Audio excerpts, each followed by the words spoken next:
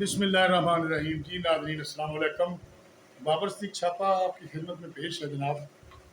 تو مائک ٹیلی ویژن کی طرف سے آپ سے گزارش ہے کہ آپ زیادہ سے زیادہ اسے شیئر کریں اور سبسکرائب بھی کر دیں۔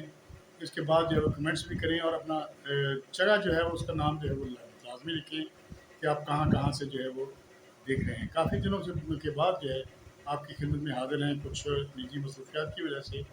تو آج کل جو ہے برننگ ایشو جو ہے وہ چل رہا ہے بجلی کے بلوں کے حوالے سے۔ اس کے بعد اور بھی بہت سارے ایشو ہیں جن کے بارے میں اگر بات کی جائے تو بہت لمبی ہو جائے گی۔ بہرحال میں ایک چھوٹا سا جو ہے وہ تاریخی حوالے سے ایک چیز جو ہے وہ آپ کو بتانا چاہتا ہوں۔ وہ یہ ہے کہ بہت سارے لوگوں کو شاید علم بھی نہ ہو کہ پاکستان چین کی پہلی کھڑکی تھا، جس کے ذریعے چین کے لوگوں نے دنیا کو دیکھنا شروع کیا۔ پی آئی اے پہلی انٹرنیشنل ایئر لائن تھی جس نے چین میں لینڈنگ کی۔ اس لینڈنگ پر پورے چین میں جشن منایا۔ پاکستان نے ایوب خان کے دور میں چین کو 3 جہاز فروخت کیے۔ ان میں سے ایک جہاز موضوع تنگ استعمال کرتے تھے۔ اس جہاز پر آج بھی کرٹسی بائی پاکستان لکھا ہے۔ پاکستان پہلا ملک تھا جس نے چین سے تجارت شروع کی اور اس کی مصنوعات کی امپورٹ کی اجازت دی، اور ہم ایک طویل عرصے تک چین کے ریزر اور سوئیاں استعمال کرتے رہے۔ میں اپنی بات اگر کروں تو ہماری گلی میں ایک محمد صادق صاحب ہیں، اب بھی موجود ہیں لیکن وہ فیصل آباد میں ہیں۔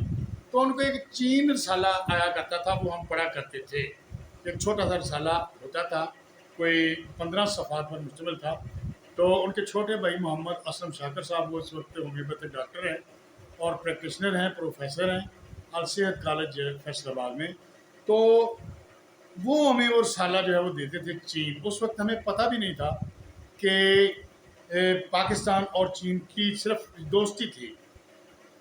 تو پاکستان پہلا ملک تھا جس نے چین سے تجارت شروع کی اور اس کی مصنوعات کی امپورٹ کی اجازت دی، اور ہم ایک طویل عرصے تک چین کے ریزر اور سوئیاں استعمال کرتے رہے۔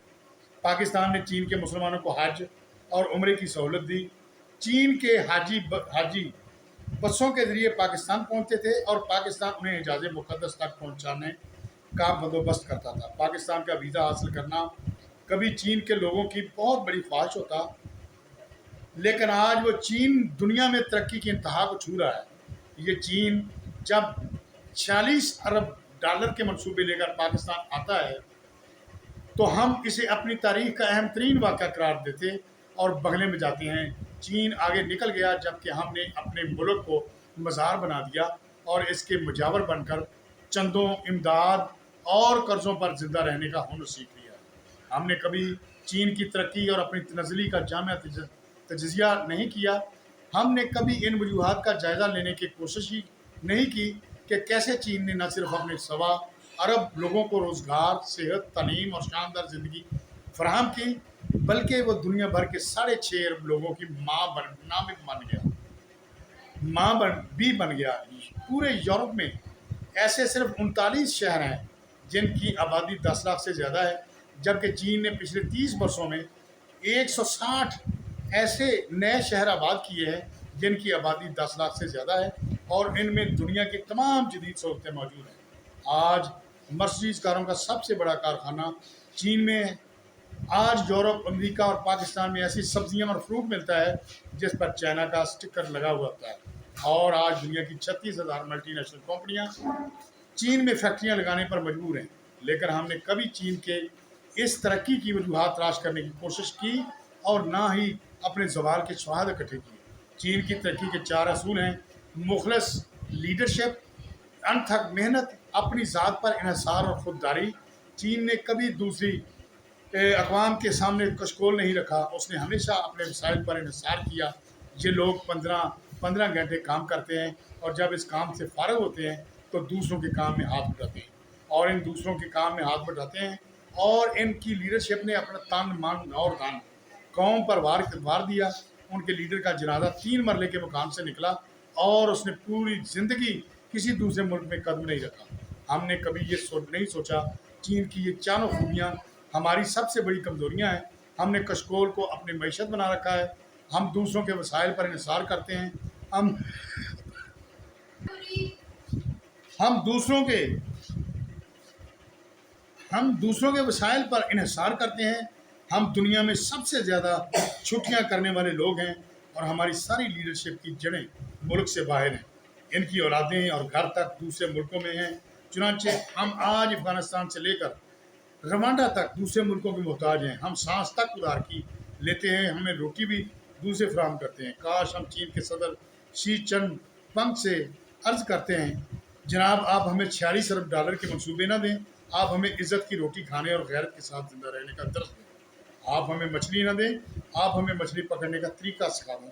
قوموں کو امداد اور جھوٹ سمجھوتے نہیں چاہیے ہوتے، انہیں عزت اور غیرت کی گھٹی درکار ہوتی ہے۔ آپ یقین کیجیے ہم ایک مردار اور بکھاریوں کی زندگی گزار رہے ہیں۔ ہم کبھی افغانستان میں امریکہ اور روس کی پھینکی ہڈیاں چوستے ہیں، کبھی دہشت گردی کے خلاف جنگ کے پنجر پر بیٹھ کر گوشت نوچتے ہیں، اور کبھی سعودی عرب یمن جنگ سے فائدہ اٹھانے کے منصوبے بناتے ہیں۔ دنیا جب ان تمام بحرانوں سے نکل جاتی ہے یا اپنے معاملات اپنے مسائل حل کر لیتی ہے تو ہم کشکول پکڑ کر دوسروں سے دوستی کی خیرات کی اپیل کرنے لگتے ہیں۔ جب دل چاہے IMF ہمیں دھتکار دیتا ہے، ہم نے آج تک خود کو قوم سمجھا اور نہ ہی قوم کی طرح اپنی نسلوں کی پرورش کی۔ کیا ہم 22 کروڑ بکھاری ہیں؟ 22 نہیں بلکہ 25 کروڑ بکھاری ہیں، اور ہر سال ان بکھاریوں میں 5-10 لاکھ نئے بکھاریوں کا اضافہ کر دیتے ہیں، اور یہ بکھاری بھی بڑے ہو کر اپنے بزرگوں کی طرح دنیا کی طرف دیکھنے لگتے ہیں۔ ہم آج چین سے 90 سال پیچھے وہاں کھڑے ہیں جہاں 1933 میں چین موضوع تنگ کی تاریخی لانگ مارچ شروع ہونے کے وقت کھڑا تھا۔ اقتدار کی رساکشی، انتشار، بے یقینی، لا قانونیت اور سیاسی و معاشی عدم استحکام، کاش ہم اب بھی جاگ جائیں اور اپنے قدموں پر کھڑا ہونے کا فیصلہ کر لیں۔ ویسے چین کے ساتھ ہماری جو ہے دوستی جو ہے وہ سمندر سے گہری اور پربتوں سے اونچی جو ہے بلند ہے، اور ہم ان سے ہی کچھ سبق مشورے کر کے جو ہے وہ نہیں سیکھتے۔ اگر چین جو ہے وہ ہمیں کچھ دیتا ہے تو ہمارے ملک میں کچھ ایسے عناصر جو ہیں وہ رکاوٹیں جو ہے وہ کھڑی کر دیتے ہیں۔ چین کے صدر آتے ہیں تو دھرنے ہو جاتے ہیں۔ چین جو ہے سی پیک کے تو چونگیوں سے ہماری جو ہے وہ یہ معیشت جو ہے وہ ٹھیک ہو سکتی تھی اگر یہ ہو جاتا تھا، لیکن اب جو ہے اب سلسلہ یہ ہے کہ یہ جو مسلم لیگ نون ہے، کام تو انہوں نے کیے ہیں میاں نواز شریف نے، اب جو ہے یہ جو ہے بیانیہ جو ہے یہ بنا رہے ہیں، اور میاں نواز شریف جو ہے انہوں نے 15 اکتوبر کی ڈیٹ جو ہے وہ دے دی ہے کہ 15 ستمبر کی شاید کہ دے دی ہے کہ وہ اب آئیں گے، تو بیانیہ بنانے کی جو ہے وہ کوشش کر رہے ہیں کہ چونکہ ووٹ بینک جو ہے وہ میاں نواز شریف کا ہے، کام بھی انہوں نے کیے ہیں، اب ان کو تو ووٹ جو ہے وہ خیرات میں ہی پڑے گا یا کیسے پڑے گا، تو وہ چونکہ مخلص ہیں پاکستان سے میاں نواز شریف، وہ اب آ رہے ہیں تو ووٹ دیکھتے ہیں وہ کب جو ہے انتخاب ہوتا ہے یا نہیں ہوتا۔ ماحول جو ہے وہ بہت تگرگوں حالات کی طرف جو ہے گھنٹی جو ہے وہ بجا رہا ہے۔ ہم کہاں سے کہاں جا رہے ہیں ہمیں نہیں پتہ، یہ اللہ تعالیٰ بہتر جانتا ہے، اور کہ کیا ہم کہاں جا رہے ہیں۔ یہ سفر جو ہے وہ طویل ہے، معیشت جو ہے وہ ہر گھر تک پہنچ چکی ہے، دروازے تک بھوک جو ہے وہ بنیرے جو ہے وہ ڈھا رہی ہے، تو ہر بندہ جو ہے وہ بھوکا ہے، اور اشرافیہ جو ہے وہ اپنے الللے تللے عیاشیوں میں مصروف ہے، پروٹوکول کا حساب لگانے۔ اور مریم نواز جو ہے وہ جب عمران خان حکومت کے خلاف جو ہے جلسے جلوس کرتی تھی، حمزہ شہباز شریف جو وہ کرتا تھا یا بلاول کرتا تھا، شہباز شریف اگر 5 روپے لیٹر جو ہے وہ تیل بڑھتا تھا تو ہنگامی پریس کانفرنس آ جاتی تھی، اور وہ یہ کہتے تھے کہ یہ دیکھیں جی یہ کتنا بڑا جو ہے وہ ظلم ہے کہ 5 روپے، اب تو ہاتھوں سے جو ہے وہ شہباز شریف صاحب جو ہے وہ کر کے گئے ہیں۔ اب دیکھتے ہیں کہ اس کا خمیازہ کون بھگتتا ہے اور اس کا کفارہ جو ہے وہ کون ادا کرتا ہے۔ اب جو ہے عوام بڑی بکھری ہوئی ہے، اور عوام جو ہے اس کے اندر اتنا غصہ، غم، اور ان جو ہے بہت غم و غصہ سے دو چار ہے۔ اب دیکھتے ہیں کہ جلوس جو ہے وہ نکل رہے ہیں، بلوں کو آگ لگائی جا رہی ہے، ہر بندہ جو ہے وہ قوت برداشت اس کی جواب دے گئی ہے، اور حکومت PDM, उनमें शामिल सारे लोग, पिछली हुकूमतें जो हुक्मरान आए थे, ये अवाम जो है उनके मुंह से, उसकी बॉडी लैंग्वेज से आप अंदाज़ा लगा सकते हैं कि अब जो है वो हालात किधर जा रहे हैं। अल्लाह ना करे पाकिस्तान ऐसे हालात से दो चार हो, क्योंकि अब इसे रेस्क्यू करने का जो है इंतहाई निगहदाश्त की वार्ड में पाकिस्तान पहुंच चुका है। आप ये ना समझें कि हम आवाम जो है उसको बहकावे में ला रहे हैं या हुकूमत के ख़िलाफ़ कोई ऐसी कोई बात कर रहे हैं। जो हकायक हैं वही बात हम भी कर रहे हैं, दूसरे भी कर रहे हैं। और यहाँ मुल्क को लाने में पिछले हुक्मरानों का, ऐसे ऐसे गंदे तरीन ज़हन रखने वाले सहाफ़ियों का, जो नाम नहाद सहाफ़ी हैं, जिन्होंने अपने कलम को बेचा, अपने दानश्वरी को बेचा, और दानश्वरी जो है अगर उसको बेचना जो है वो शुरू कर दिया जाए तो हड्डी अगर कोई डाले तो वो हड्डी की तरफ जो है वो चलते हैं। उनके पेन, उनकी कलम, उनकी माइक और उनकी आवाज़ जो है वो अपनी कौम को उसी तरफ जो है वो लगाने की कोशिश करते हैं, क्योंकि आवाम जो है वो इनोसेंट है, मासूम है, उसका ज़हन जो है बताते हैं। और उन्होंने कौमी मुजरम का सबूत दिया, कौम को सही गाइड जो है वो किया ही नहीं, और वो भी बराबर के मुजरम हैं। कुछ तो बाहर भाग गए हैं, कुछ इधर भी मौजूद हैं जो अब भी अपना कोई भी लम्हा जो है वो ज़ाया नहीं करते। और अब जो है कुछ जो है उनको अकल जो है, कईयों को तो आ गई है, कईयों को भी आ जाएगी, और अपने अपने दाव पे हर को बंदा जो है अपनी गेम सेट करने की कोशिश करता है, अपनी अपनी दिहाड़ियों के चक्कर में लगा हुआ है कि उसकी जेब जो है वो भर दे, अपने ख़ानदान को वो पाल ले, नस्लों को पाल ले।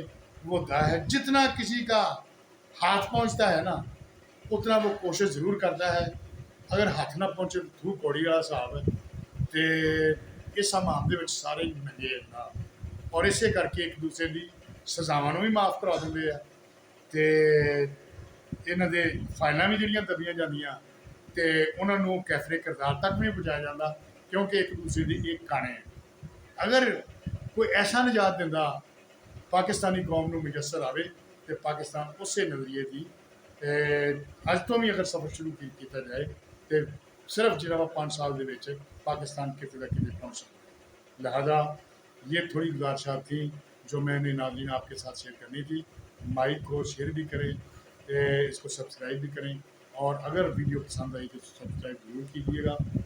जिन्होंने पहले सब्सक्राइब किया उनका मैं तहे दिल से मशहूर हूँ, और जिन्होंने नहीं किया उनका भी आपसे इल्तमास है कि आप सपोर्ट करें और जितना ज़्यादा से ज़्यादा शेयर करना है वो करें। माइक टीवी से बाबर सिद्दीक छापा को इजाज़त दीजिए।